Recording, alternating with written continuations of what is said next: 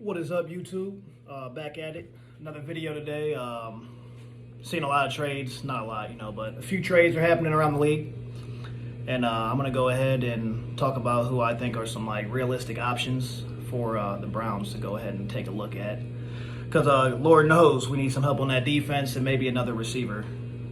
Wouldn't be too bad of an idea because all those people saying that we were better off without Odell Beckham Jr. I think we seen yesterday. That's not the case. So I'm actually gonna start with I've been wanting this guy since he was playing at Iowa.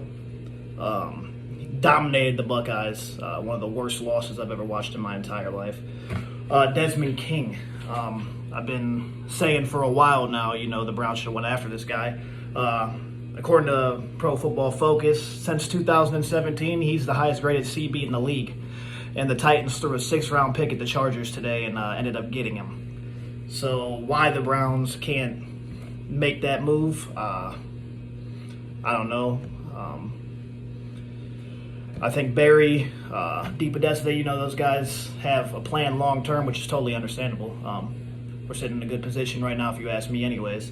But, defensively, like I said in my video yesterday, we're in a position to make the playoffs. And we're an extremely talented football team. And if we make a few moves defensively, to help these guys out, especially in the secondary, I'm not going to sit here and talk about the Super Bowl. I'm going to try to be realistic with this thing. But, I think we could win a game in the playoffs, too, and you never know. So I seen the Desmond King trade today, and that irked me, But let's move on to Stefanski's former team, the Minnesota Vikings. Anthony Harris would be a good option, I believe, along with Harrison Smith. Both of those guys, they know Stefanski well. Defensive players or not. The asking price, I think, would be, I'd say anywhere between, I think we'd have to give up a 3rd-round pick at least this year, and maybe like a future 5th-rounder. Could even be more, later, 6th, 7th, who knows. It wouldn't hurt to call. I've seen no reports from anybody claiming that we're trying to do anything right now, so let's hope that changes. So I think those two guys really mostly they need to make a call on, definitely. Sendejo, like I've said, not the guy, not a starter in the league, not a backup. He shouldn't even be on a team, if you ask me. He's horrible. There's no I've given the guy chance after chance. I think the team has. And he every week it's the same thing. So we got to definitely look to upgrade that position. I like what I see from Ronnie Harrison. Hopefully the guy can start pulling in these balls because he had about 5 picks he could have this year. 3 of them pick sixes, and he just can't catch the ball. So we'll see. I think Ronnie Harrison's going to be a really good player for us. So I think just mostly we need to address Sendejo, definitely. And those two guys I think could be a legitimate option for us. Moving on to receiver, like I said earlier, a lot of people thought, for whatever reason, that we could be better given Baker's success in 2018 without Odell Beckham Jr. But as we seen yesterday, that's not going to be the case. I do think Baker can perform well because he's got his main target back in Rashad Higgins. I've been saying that he gives Baker, he's comfortable with him. He gets open for him. Yesterday, they didn't seem to be on the same page, but that whole football team wasn't on the same page yesterday. So a guy I was writing down looking at, Kenny Stills. He has 10 receptions this year for 128 yards and a touchdown. That's a guy you could look at. He's in the final year of his contract, so you're not taking a hit financially. Moving on, we don't have. You're not going to commit to him long term. So yeah, a lot of people.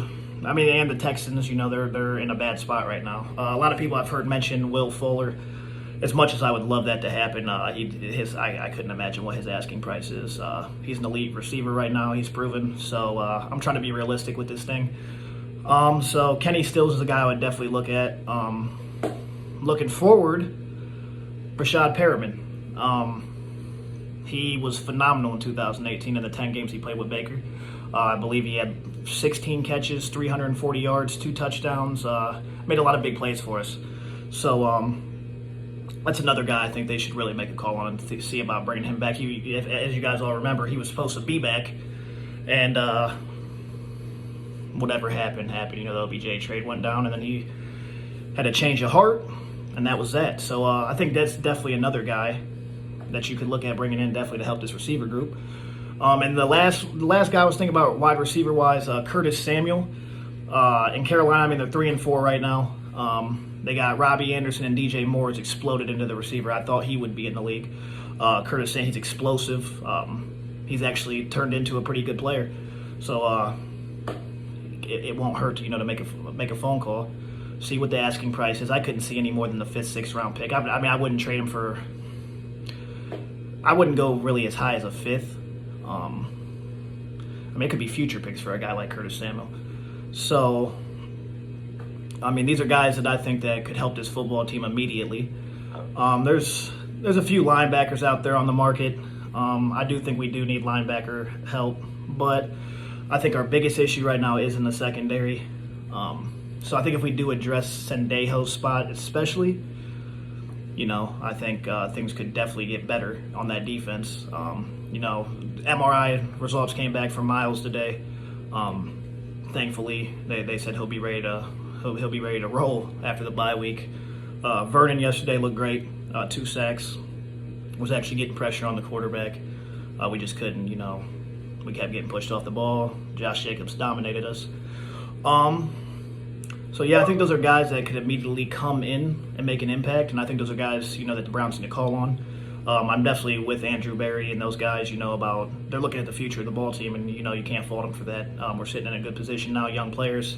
You got to think about guys like Baker Mayfield, Myles Garrett contracts coming up. They're looking towards the future. I would think to keep those guys. Yes, and I'm talking about Baker Mayfield too, because I know a lot of you guys think he's horrible, he's no good. So I don't even want to comment, farther on any farther on that. You guys got Nick Chubb as well, which is going to be a decision that's I think people aren't thinking about enough. I talked about it with a good buddy of mine, Jack McCurry. Running back's a position that, it's nice to have that great one, which I believe Nick Chubb 100% is. But it's going to be about that asking price. We got Kareem Hunt with the mistakes he's made. He's kept his head on decently. I made a mistake in the offseason again. So, that's going to be a tougher position to really look at and see if we're going to, continue to keep Nick Chubb. I mean, I hope to God they do. I love the kid, but I'm being realistic about the thing. Those are just some guys that I think we should make a call on. I don't want to get unrealistic. I've heard, like I said about Will Fuller, J.J. Watt, I've heard people talk about it's not happening, so let's quit talking about that. But guys that could help this team immediately, and I think it's very realistic that these trades could happen. So I want to hear what you guys think. Go ahead, comment on the video. You can follow me at JSAMULAKCLE on Twitter. And thank you guys. I appreciate you. Go Browns.